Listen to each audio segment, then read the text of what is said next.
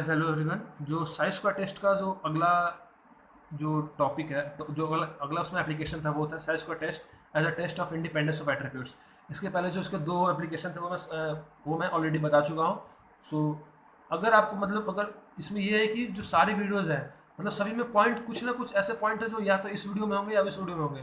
तो अगर आप कोई भी वीडियो स्किप करोगे इस सभी वीडियो के लिए, जैसे कि नॉर्मल डिस्ट्रीब्यूशन हो गया, पॉइजन डिस्ट्रीब्यूशन हो गया, जितने भी हैं उसमें से अगर कोई भी आप वीडियो स्किप करके नेक्स्ट वीडियो देखोगे तो उसमें कुछ जरूरी है कि आपको समझ में नहीं आएगा, क्योंकि हर एक वीडियो में कुछ ना कुछ इंपॉर्टेंट पॉइंट जरूर बताया गया है। जहाँ पे मुझे लगा कि हम इंपॉर्टेंट है वहाँ मैंने बताया।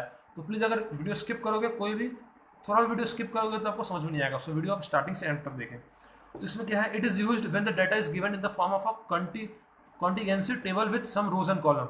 ये क्या होता है कि लाइक रोज और कॉलम में इसकी वैल्यू गिवन होती है। इसमें ये तब यूज़ करते हैं जब वैल्यू रोज और मतलब ऐसे रोज, ये होता है रोज और ये होता है कॉलम, ऐसे में वैल्यू गिवन हो। स्टेप्स, इसके लिए स्टेप्स होते हैं क्या, हम ऐसा नॉट एज्यूम करेंगे द एट्रीब्यूट्स आर इंडिपेंडेंट, पहला स्टेप।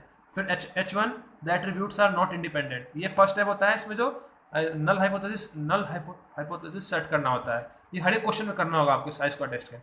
फिर जो अगला स्टेप होता है वो है, अब आपको क्वेश्चन में ऐसा गिवन होगा लाइक ए बी, मतलब बी में कुछ भी हो सकता है, यहाँ कोई भी बी हो और ए, तो हम यहाँ A1 A2 एज्यूम कर लेंगे, B1 B2, लाइक B3 भी हो सकता है, B4 B5, A1 A2 A3 A4 कुछ भी हो सकता है यहाँ पे लेन दी।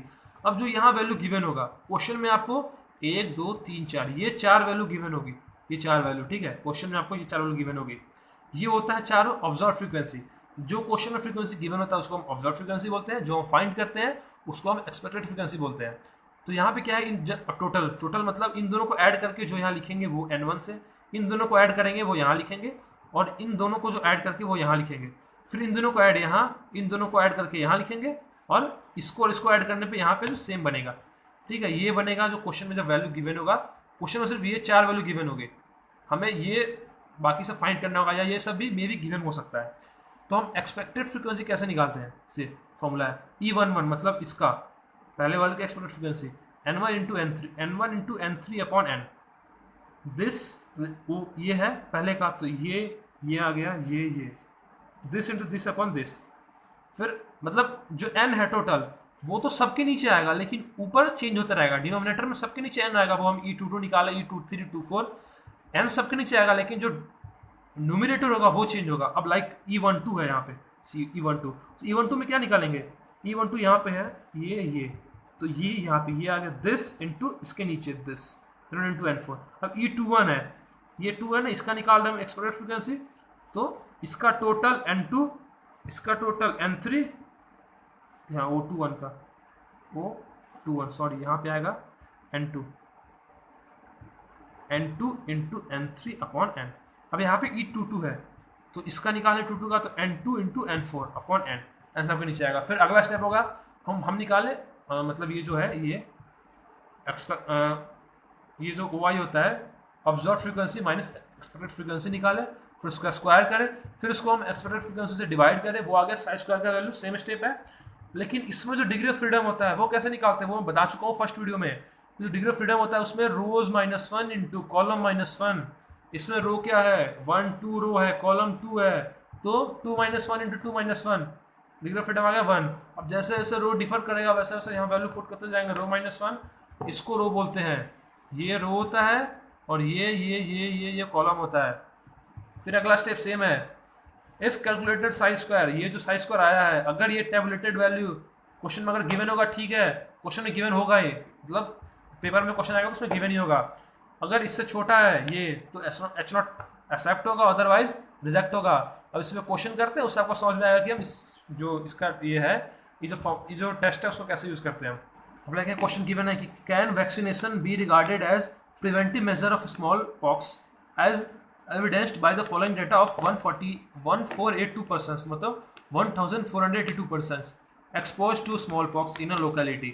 मतलब ये जो देखो क्या एविडेंस बाय द फॉलोइंग ये दे दिया, मतलब persons expose to small pox in a locality, एक लोकेलिटी पे इतने बंदे हैं जिनको स्मॉल पॉक्स है, तो ये होगा टोटल पर्सन जितने उनको स्मॉल पॉक्स है 368 in all were attack of these 148 persons.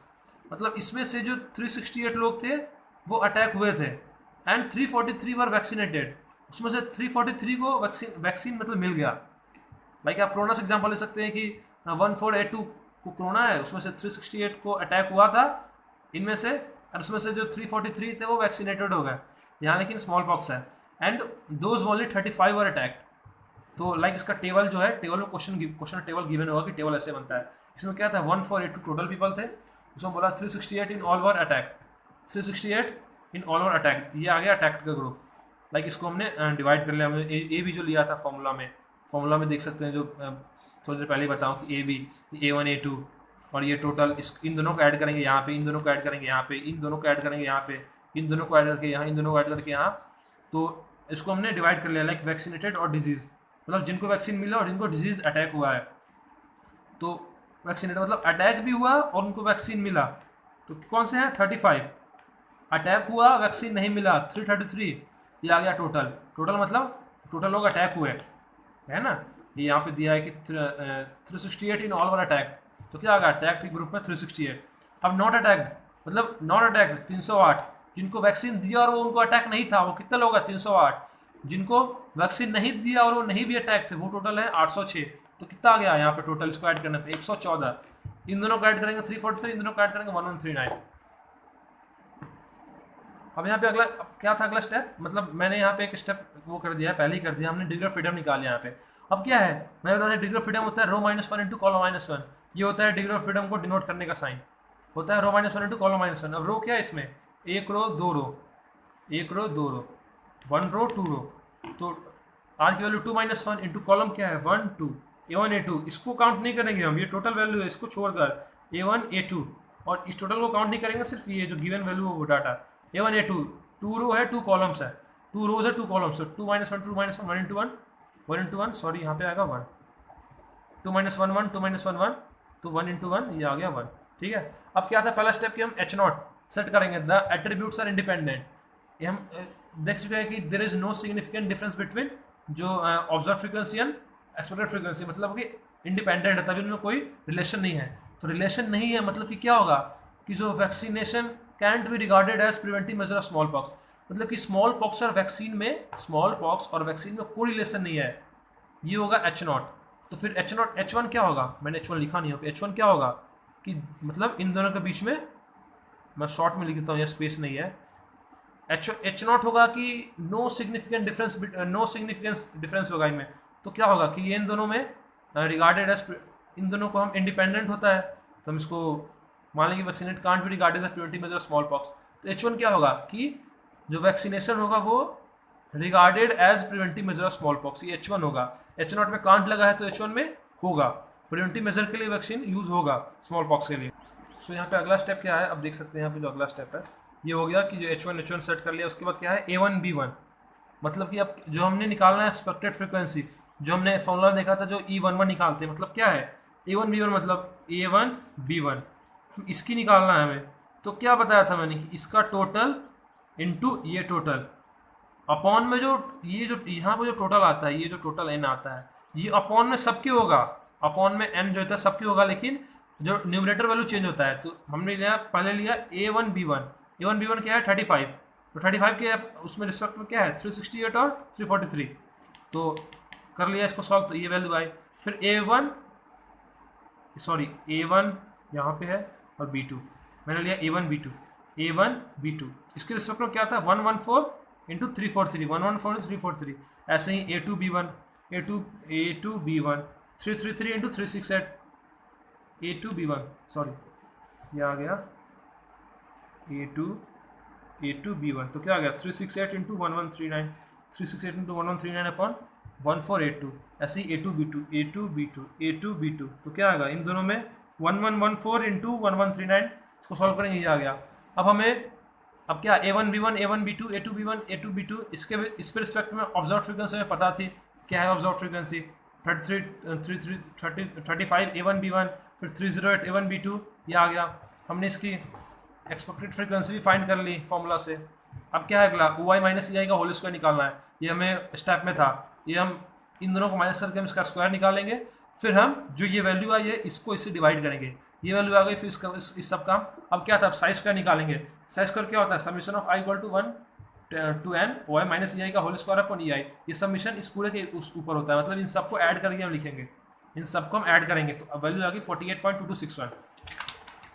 अब नेक्स्ट स्टेप क्या है कि जो कंक्लूजन, अब नेक्स्ट स्टेप कंक्लूजन था द हेयर, जो हमें कैलकुलेटर वैल्यू क्या है 48.2261, वो ग्रेटर है टेबलेटेड वैल्यू से ऑफ साई स्क्वायर जो है 3.84 for 1 degree of freedom. Degree of freedom क्या आया था यहाँ पे, जो डिग्री ऑफ फ्रीडम था लाइक क्वेश्चन में ये देख सकते हैं, मैं डिग्री ऑफ फ्रीडम यहाँ पे 1 आया था, डिग्री ऑफ फ्रीडम 1 आया था। तो इसका जो ग्राफ होता है उस ग्राफ के हम विद रिस्पेक्ट टू देखेंगे तो लेवल ऑफ सिग्निफिकेंस 5 और जब डिग्री ऑफ फ्रीडम 1 होगा क्या होता है यहाँ पे, इसका मतलब होता है ये फॉर्मूला होता है, जब ये होता है टेबुलेटेड वैल्यू। इसको हम चेक कैसे करते हैं कि अल्फ़ा और डिग्री ऑफ फ्रीडम का वैल्यू, तो टेबल में अल्फ़ा और इसका दोनों का वैल्यू एक दिया होगा टेबल में, लेकिन इसमें क्वेश्चन में वैल्यू गिवन नहीं है, वैसे क्वेश्चन में वैल्यू गिवन होता है। तो इसका वैल्यू क्या है 3.84। अब 3.84 जो है ये कैलकुलेटेड वैल्यू है, टेबुलेटेड वैल्यू है 3.84, ये कैलकुलेटेड वैल्यू से ग्रेटर है, तो जो H नॉट होगा जब ये ग्रेटर होगा तो H नॉट रिजेक्ट हो जाएगा।